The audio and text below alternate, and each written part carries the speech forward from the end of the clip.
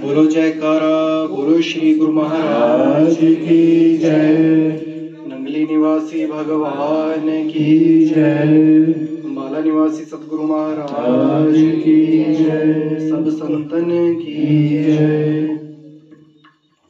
गुरुर ब्रह्मा गुरुर्विष्णु गुरुर्देवो महेश्वरा गुरुर साक्षात परब्रह्म तस्मै श्री गुरुवे नमः। बोलो जयकारा, बोलो श्री गुरु महाराज की जय। विनय करूं गुरुदेव जी पूर्ण करो अभिलाष, करुणा दृष्टि निहारिये सभी कारज हो रास। बंधो सतगुरु के चरण भव दुख मेटन हार, जिनके परसत भवतरे पापी कोटि हजार। गुरु समर्थ पूर्ण धनी जिनका पूरा मन, अनतोल ही देत है नाम सरीखा धन। मुँह पे गुरु कृपा करी दिया नाम का दान, गूढ़ तत्व बतलाया पाया पद निर्वाण। उठ कुड़े दिन बहुत चढ़िया, मंजिल तेरी दूर कुड़े, साथी तेरे दूर सुधा गए तू निंदर विच चूर कुड़े। प्रेम धर्म दी दुनिया अंदर सोना नहीं दस्तूर कुड़े, जेकर अंदर ध्यान लगावे अंदर तेरे नूर कुड़े।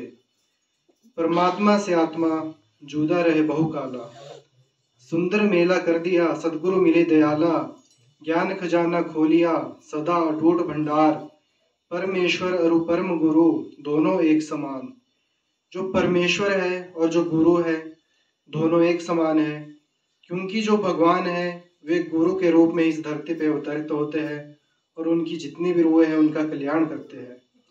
सदगुरु अपने शिष्य से कितना प्यार करते हैं इसको शिष्य नहीं जान सकता तो दूसरे और क्या जानेंगे। कौन कहता है प्रेमी मर गए, वो तो कैद से छूटे और अपने घर गए। बाबा फरीद के दोहे हमें सिखाते हैं कि मिट्टी की निंदा नहीं करनी चाहिए, क्योंकि यह जीवन बदल देती है। ये शरीर भी मिट्टी का ही है। दूसरों के धन को सुख को देखकर लालच नहीं करना चाहिए। सादगी भरा एवं प्रभु प्रेम को करते हुए, उनका नाम जप करते हुए और अच्छे कर्म करते हुए इस जीवन को बिताना चाहिए। फरीदा खाकू ना नींदिए खाकू जेड़ ना कोई, जिमदिया पैरा तले मुइया ऊपरी हुई। हे फरीद, मिट्टी की निंदा ना करो, उसके जैसा कोई नहीं है। जब तुम जीवित हो तो यह तुम्हारे पैरों के नीचे होती है, और जब तुम मर जाते हो तो तुम उसके नीचे दबे हुए होते हो। हमें तुच्छ समझे जाने वाले व्यक्ति वस्तु का तिरस्कार नहीं करना चाहिए, क्योंकि समय बदलते देर नहीं लगती। क्योंकि ये शरीर भी माटी का भांडा है और एक दिन इसको माटी में ही मिल जाना चाहिए। तो हमें किसी भी चीज़ का अहंकार नहीं करना चाहिए, घमंड नहीं करना चाहिए, क्योंकि जो मिट्टी है इसके अंदर भगवान ने श्वास रूपी जो हमारे हीरे डाले हुए हैं, तो उनको भगवान के चरणों में अर्पित करना चाहिए, उनका ध्यान करना चाहिए। जेतु अकल लतीफ है काले लिखना लेख, अपने गिरबान में सिर निवा कर देख। यदि तुम्हारे पास बुद्धि है तो किसी की बुराई या निंदा ना करो, अपने गिरबान में झांको, आत्मनिरीक्षण करो, अपनी कमियों को देखो। हमें दूसरों के अवगुण छोड़कर अपने अंदर झांक कर देखना चाहिए। अपनी आत्मिक उन्नति के लिए भगवान के नाम को जपना चाहिए और निंदा चुगली को छोड़ देना चाहिए। क्योंकि निंदा चुगली हम जिसकी भी करते हैं तो हम उसके जो बुरे कर्म है उसको अपनी जुबान से साफ करते हैं, तो उसके जितने बुरे कर्म है उससे हम अपने ऊपर ले लेते हैं। इसलिए हमें किसी की भी निंदा चुगली नहीं करनी चाहिए। जहाँ पे निंदा हो रही हो वहाँ से उठ के चले जाना चाहिए। और यदि कोई आपके गुरुदेव भगवान की भी निंदा करे तो उस वक्त या तो वहाँ से उठ के चले जाओ, क्योंकि वे तो अज्ञानी है, जिनको अभी ज्ञान रूपी जो अमृत गुरु महाराज से मिलना वो मिला ही नहीं है। इसलिए ऐसे लोगों का ना संग करना चाहिए, ना उनके साथ रहना चाहिए, उनको दूर से ही त्याग देना चाहिए। बाबा फरीद जी ने पंजाबी में क्या खूब कहा है, वेख फरीदा मिट्टी खुली यानी कबर। जब इंसान मर जाता है तो कब्र के अंदर चला जाता है। मिट्टी उत्ते मिट्टी डुल्ली यानी कि लाश। मिट्टी हंसे मिट्टी रोवे मतलब इंसान। अंत मिट्टी दा मिट्टी होवे यानी जिस्म, जिसका अंत मिट्टी ही होना है उसे मिट्टी में ही मिलना है। ना कर बंदिया मेरी मेरी यानी जो पैसा और धन दौलत है उसके ऊपर मेरी मेरी नहीं करना चाहिए। ना ये तेरी ना ये मेरी, मतलब इस संसार से हमारे को खाली जाना पड़ता है। 4 दिन आधा मेला दुनिया, जो हमारी उम्र है वो केवल 4 दिन की है, ना जाने कब जाना पड़ेगा। फिर मिट्टी दी बन गई ढेरी, जब हमारी मौत आती है तो उस वक्त शरीर मिट्टी की ढेरी बन जाता है। ना कर इत्थे हेरा फेरी, मतलब हमें इस संसार में बेईमानी नहीं करनी चाहिए। मिट्टी नाल ना धोखा कर तू, लोगों से हमें फ्रेब नहीं करना चाहिए, उनका नुकसान नहीं करना चाहिए। तू भी मिट्टी मैं भी मिट्टी, जो इंसान है, जितने भी इस दुनिया में इंसान है, जीव है, वे सब मिट्टी है। जात पात दी गल ना कर तू, जात वे मिट्टी पात वे मिट्टी, मतलब जो जात पात है वो एक पाखंड है, वो भी मिट्टी है, एक दिन उसको मिट्टी के अंदर ही मिल जाना है। जात सिर्फ खुदा दी ऊंची, बाकी सब कुछ मिट्टी मिट्टी। तो बाबा फरीद जी ने बड़े अच्छे तरीके से समझाया कि इंसान का शरीर मिट्टी है, ये जीवन मिट्टी है, सब कुछ मिट्टी है। तो हमें भगवान का जिक्र करना चाहिए, भगवान का फिक्र करना चाहिए, उनके नाम का सिमरन करना चाहिए। फिक्र करे सो बावरा, जिक्र करे 100 बार, उठ फरीदा जिक्र कर, फिक्र करेगा आप। बाबा फरीद जी कहते हैं, प्यारे तू फिक्र मत किया कर, कुछ करना ही है तो सतगुरु का जिक्र, उनका नाम जपा कर, वही तेरा काम है। जिक्र करना यानी सिमरन भजन करना, तेरा फिक्र करना सतगुरु का काम है। जब तू उसे याद करेगा वो तेरी फिक्र खुद करेगा, तेरे लिए नए नए रास्ते खोजेगा, तेरी संभाल खुद करेगा। चकवी भी छूटी रहनी की, आई मिली प्रभाती, जे जन बिछड़े राम सू, ते दिन मिले ना राती। चकवी एक प्रकार का पक्षी होता है जो रात के समय अपने प्रिय से बिछुड़ जाता है, सुबह होने पर वो अपने प्रिय से मिल जाती है। परंतु जो लोग राम से बिछड़े हुए हैं, सच्चे सदगुरु से बिछड़ गए हैं, वे ना दिन में मिल पाते हैं ना रात में मिल पाते हैं, वे माया रूपी संसार में फंस गए हैं। उनका राम यानी अपने सच्चे मालिक से मिलना अब तक नहीं हुआ है। सिर्फ परमात्मा स्वरूप संत सतगुरु ही हम जैसे बिछड़े रूहों को उस सच्चे परमेश्वर राम से मिला सकते हैं, क्योंकि जो भगवान है वे स्वयं संतों का अवतार लेकर इस धरती पे आते हैं। अगर कोई इंसान ये कहे कि मैं सीधा परमेश्वर का नाम जपूंगा और मुझे मुक्ति होएगी, तो ये तो बहुत मुश्किल है, क्योंकि जितने भी अवतार भगवान के हुए हैं धरती पे आकर उन्होंने भी गुरु किए हैं, उसके बाद उनका भी मोक्ष हुआ है। तो जो सोचता है कि सीधा ही इष्ट की पूजा करूंगा और सब कुछ पा लूंगा, तो ये कभी नहीं हो सकता, उसके लिए गुरु करना ही आवश्यक है। हरि रस पिया जानिया, ये कबहू ना जाइए खुमार, भैमता घूमत रहे ना ही तन की सार। राम के प्रेम का नाम का रस पाने का नशा कभी नहीं उतरता। संसारी वस्तुओं के नशे तो कुछ पल के हैं, कोई शराब पीता है, कोई कुछ नशा करता है, तो वो 2-3 घंटों बाद उतर जाते हैं। परंतु राम नाम का नशा तो एक बार चढ़ जाए तो हर पल दिन रात यह बढ़ता ही जाता है। नाम में मस्त भक्त मतवालों की तरह इधर उधर घूमते हैं, उन्हें केवल सच्चे सदगुरु भगवान की याद रहती है। कण कण में उनको भगवान का ही दर्शन होता है, और जो अंदर उनके रस आता है वे संसार की सुध बुध सब कुछ भूल जाते हैं। सदगुरु की महिमा अनंत, अनंत किया उपकार, लोचन अनंत उगाड़िया, अनंत दिखावन हार। ज्ञान के आलोक के संपन्न सदगुरु की महिमा अनंत है, उनका उपकार असीम है। उन्होंने मुझ पर, हम सभी रूहों पर अपार शक्ति संपन्न ज्ञान चक्षु खोल दिए हैं, जिससे मैं परम तत्व का साक्षात्कार कर सका। आध्यात्मिक उन्नति और परलोक तक की पहुंच की शक्ति गुरुदेव ने सभी रूहों को प्रदान की है। ईश्वर देखने का जो श्रेय है वो महान गुरु को जाता है। संत कभी किसी को नहीं कहते कि तुम्हारा ये काम बन जाएगा, ये काम हो जाएगा। वे कहते हैं कि नाम जपो, सिमरन करो। महाराज जी, गुरु महाराज जी, सदगुरु भगवान जी, उनकी कृपा से ही तुम्हारा काम बनेगा, वे कृपा करेंगे। अगर सतगुरु अपने मुख से कोई वचन कर भी दे तो पूरा होकर ही रहता है, यदि कोई संत भी वचन करे तो वो भी पूरा होता है। अगर किसी के भाग्य में किसी चीज की कमी है या भाग्य में लिखा ही नहीं है या उसे मिलेगा ही नहीं, तो लाख प्रयत्न करने पर भी उस व्यक्ति को वह चीज नहीं मिल सकती। मगर जो गुरु संत होते हैं, अगर उसी विषय के बारे में, उसी चीज के बारे में वचन कर दे, अपनी वाणी से कह दे कि ये चीज तुम्हें मिल जाएगी, तो प्रकृति के लिए वह पत्थर की लकीर बन जाती है। स्वयं भगवान भी उस चीज को देने से मना नहीं कर सकते। संत आवश्यकता अनुसार प्रकृति के नियमों को भी बदल सकते हैं। परंतु वे ऐसा नहीं करते।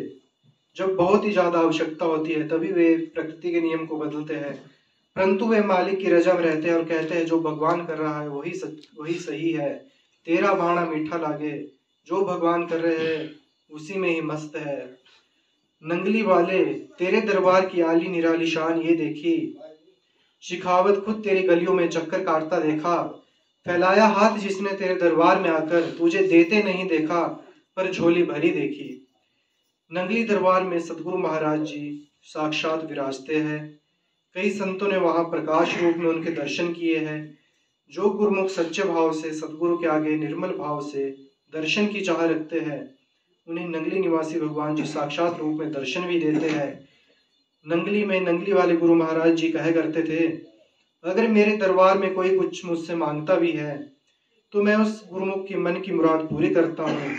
नंगली वाले महाराज जी हर जगह साक्षात रूप में है, वे कहीं भी नहीं गए हैं। जब भी नंगली में जाते हैं तो वहां पे 84 मोड़ का जिक्र होता है, जो हमारी 84 करोड़ की योनि है। जो भी गुरुमुख वहां पे जाता है, जो भी मनमुख वहां पे जाता है, गुरु महाराज के दर्शन करता है, उन 84 मोड़ों के से वो पैदल जाता है या किसी वाहन में जाता है तो उसकी जो 84 का गेड़ा है वो भी सतगुरु महाराज जी कर देते हैं, ऐसा संत कहते हैं। गुरु महाराज जी के वचन है कि जो भी यहाँ पे इन 84 मोड़ों के अंदर मेरे दर्शन करने को आएगा तो उनकी 84 वो कट जाती है। सदगुरु महाराज अपने गुरुमुखों के अंग संग रहते हैं।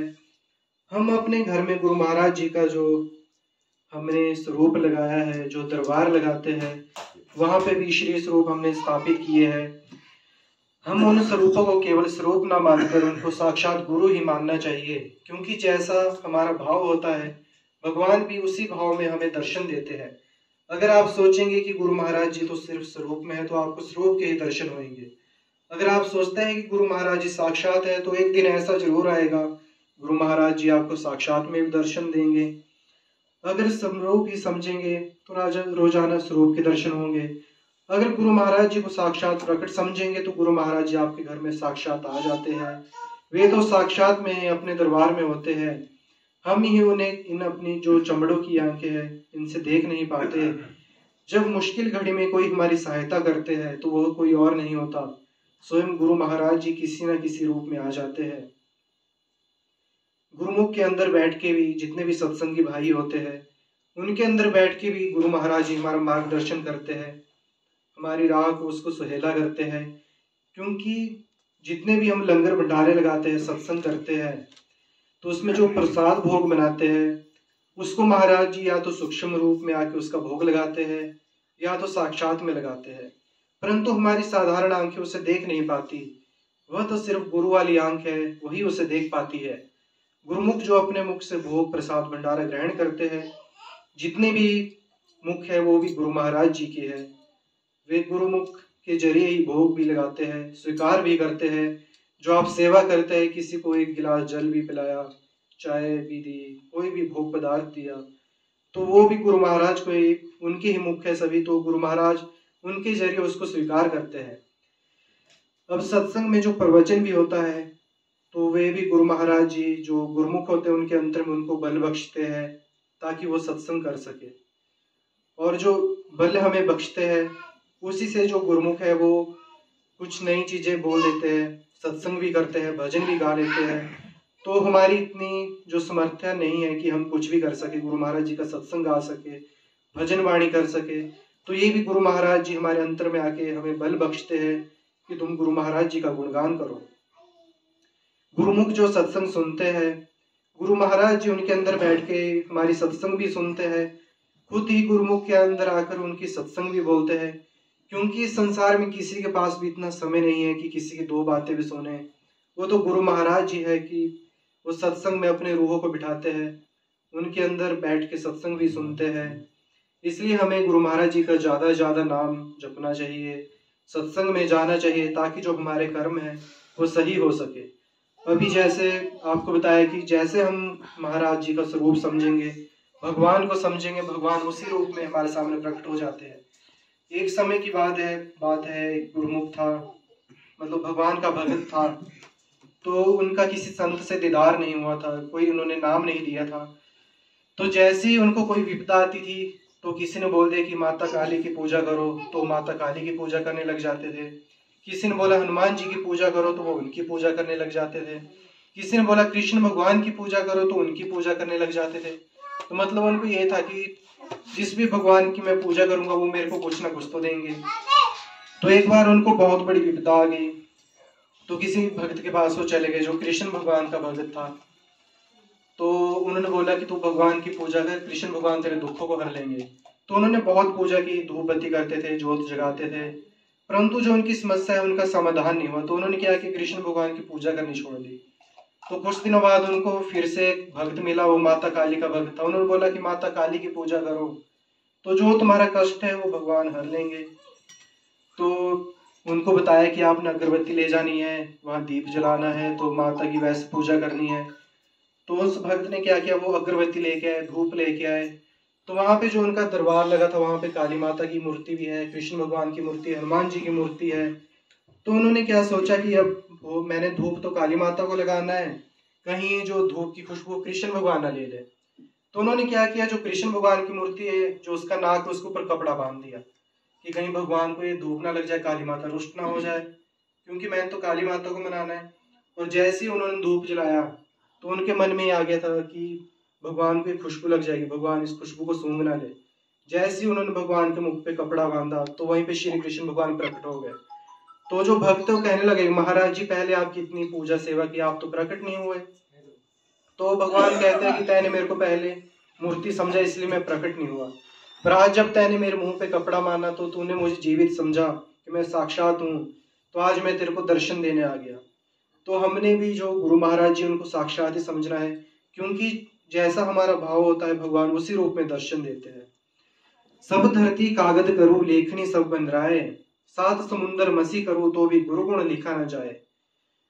संत कहते हैं कि अगर सारी धरती को कागज के रूप में कर दे, और जितने भी वन है उनकी कलमें भी बना दी जाए, सात समुद्रों के अंदर जितना भी नीर है उसकी अगर स्याही भी कर दे, तो भी गुरु का गुण कोई भी नहीं लिख सकता, उसका गुण लिखा नहीं जा सकता। गुरु की महिमा वही कर सकते हैं जब गुरु किसी को महिमा करने का बल बख्शते हैं। इस संसार में कोई भी नहीं जो गुरु की महिमा लिख सके, गा सके। वो तो स्वयं गुरु महाराज जी है जो हमें इतना बल बख्शते हैं ताकि हम उनकी महिमा कर सके। सतगुरु पाए मोरे सब दुख विसरे, अंतर के पट खुल गए जी, ज्ञान की आग जली घट भीतर, कोटि कर्म सब जल गए रे। पांच चोर लूटत दिन राती, आप ही आप में सब नस गयो जी। बिन दीपक मारे भया उजाला, तिमिर कहाँ जाने नस गयो रे। त्रिवेणी से मारे धार बहत है, अष्ट कमल दल खिल गयो रे। 68 तीर्थ है घर भीतर, आपस में सब मिल गयो रे। कहत कबीर सुनो भाई साधो, ज्योति में ज्योत मिल गई रे। गुरु अमृत है जगत में, बाकी सब विश्वेल, सतगुरु संत अनंत है, प्रभु से करते मेल। जो संत होते वे साक्षात भगवान का ही रूप होते हैं, परंतु वे कभी नहीं कहते कि हम भगवान का रूप है, वे कहते हैं कि हम दास है। क्योंकि अगर संत खुद ही बोल दे कि हम भगवान का रूप है, तो फिर जो दुनिया में जितने भी लोग हैं जिनकी ज्ञान रूपी आंखें नहीं खुली है, तो उनके जो साक्षात करने की जो ताकत है वो तो संत ही बख्शते हैं।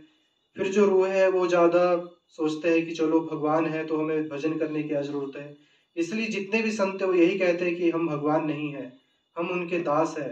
भगवान तो केवल जो हमारे इष्ट है उनका ध्यान करो, उनका नाम जपो।